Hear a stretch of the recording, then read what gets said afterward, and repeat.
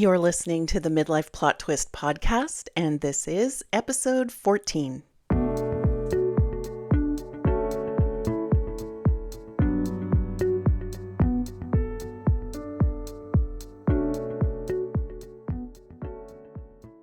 Hello, how are you doing today? It's another Monday. I think it's the second one in January now. As I am recording this, it's Monday morning and the sun is just barely up. I don't remember if I've mentioned this or not, but I wake up pretty early every morning, somewhere between 5 and 5:30. I do this to journal and meditate and just ease into the day. I only started doing this about a year and a half ago, and now it's a routine that I really look forward to. It wasn't easy at first because I thought of myself as a night owl and someone who sleeps in. I didn't think of myself as someone like that. I was someone like that. So I very consciously decided that I was going to become a morning person because, quite frankly, I was sick of mornings being a huge, panicked, stressful rush. That's what it was like for me before. Anyway, as I was just sitting still this morning, reflecting on some things, I was thinking about the idea of purpose. I'm someone who has always felt that I have a purpose, and I recognize that not everyone believes that they need or have a sense of purpose that drives them in life, and that's totally fine, of course. But today's episode is for those of you who also feel that you have a purpose in life, even if you don't know what that is really. And as people who have purpose-driven or purpose-oriented lives, I want to ask you and am curious to know, what do you lean on to define your purpose or to know what your purpose is? For a long time, my sense of purpose came from what I did and who I was needed by. Since work and family took up the vast majority of my time, it makes sense that this is the case. These two areas also have high stakes attached to them in terms of doing a good job, and socially, we tend to receive a lot of praise from others for doing well in these areas in particular. Defining my purpose as being a competent professional and a good mom made sense for the first half of my life, which I consider to be my adult life up until my 40s. The first half of life, or life up to until our 40s, often hands us a ready-made purpose map, I'll say, if I can call it that. You build a career, you grow a family, be useful, keep going. This map for adulting is socially reinforced. Many of us are taught and generally have a sense that it's good to follow this map, to feel good about ourselves, and to know that we are, in fact, successfully adulting. Following this map, it also gives us a script and some structure to our lives because there are milestones associated with it that we can work towards, and achieve. For me, I entered adulthood as a parent, as I had my daughter when I was 20 years old. My script became about being a young single mom trying to make a life for my daughter and I. This was my purpose.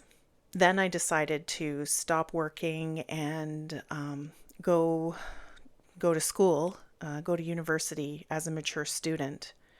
Then my purpose was to do well in school and build a good life for my daughter and I. Then I decided that I wanted my career to be as a professor, and my purpose became about being an educator, a researcher, and someone who would be responsible for raising the awareness of young people around certain ideas and theories and social issues. I was trained as a sociologist. So, what happens when we hit our 40s? Many of us might start to feel some changes to the sense of purpose we had for the first 20 some years of life. Things can start to shift in our 40s. With perimenopause, our energy and emotional landscape can change.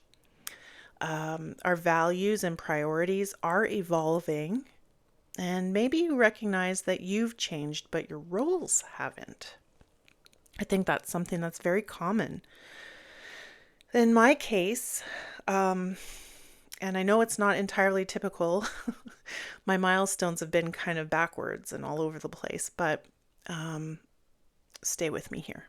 So my daughter was already 20 years old when I hit 40. I started to question my purpose because she was building her own life, going to university, and doing her own thing. It was also in my 40s that I was caregiving for both of my parents, and my purpose as a caregiver ended when they both passed away in 2021. So my purpose for caregiving also went away and changed. It's also in my 40s when my career as a professor has no longer felt like the right fit for me. At least I recognize that it didn't seem sustainable for me anymore. So my sense of purpose has been in huge flux in my 40s. But even if yours isn't in as dramatic a flux as mine, I don't know how else to put that. There is a lot on the horizon in our 40s in general that can make us question if we're losing our purpose or have lost a sense of purpose. I don't think we're losing purpose, actually, as these relationships and jobs change. Instead, I think our 40s are just when the old ways that we defined our purpose stop fitting as well as they once did.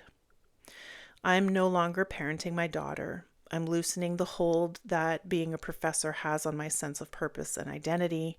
I'm no longer caregiving for my parents. Then what defines my purpose now? It's uncomfortable not knowing what my purpose is or where it's going. So sometimes it can feel easier to not even think about it. It's also been tempting to rush into a new identity and sense of purpose. For example, as I've mentioned, I'm a coach. I'm also going back to school in the spring to train as a social worker and therapist.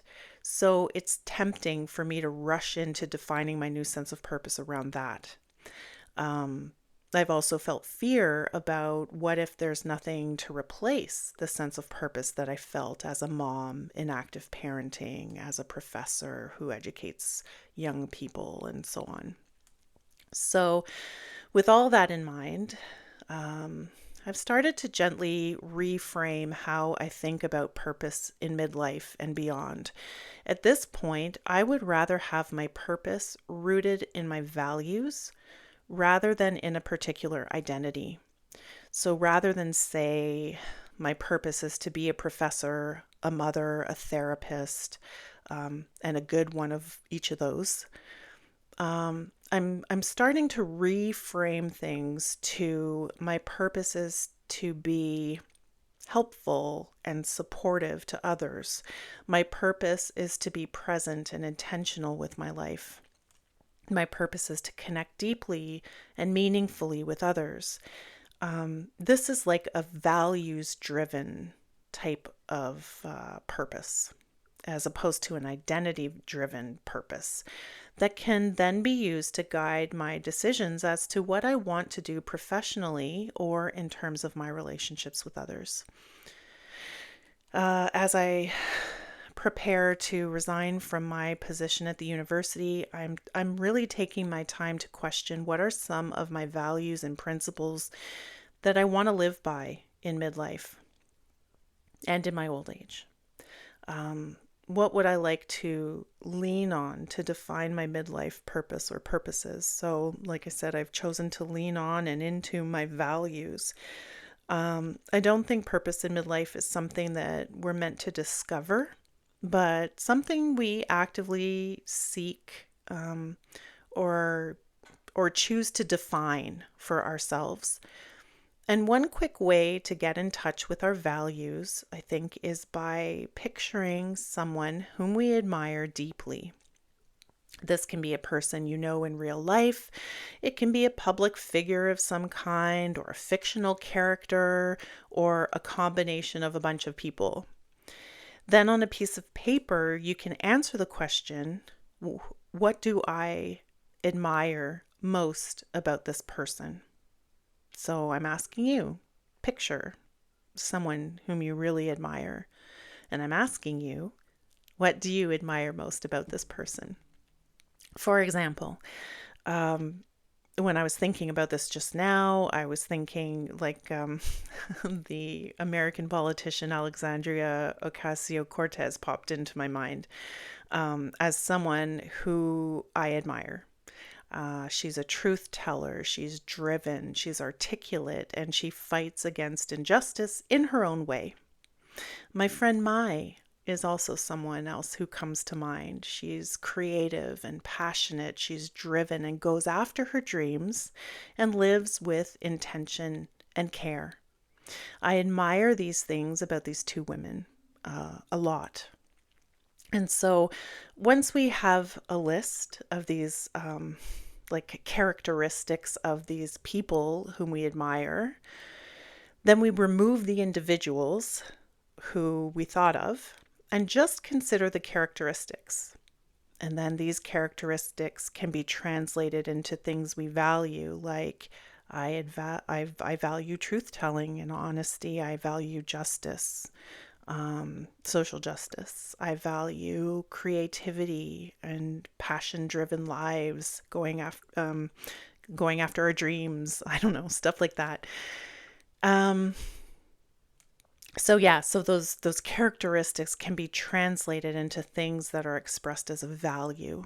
And one thing, like when I've worked with others on this values exercise, something that I find is really interesting is when the people who have then told me what their values were, or the characteristics of the people that they chose.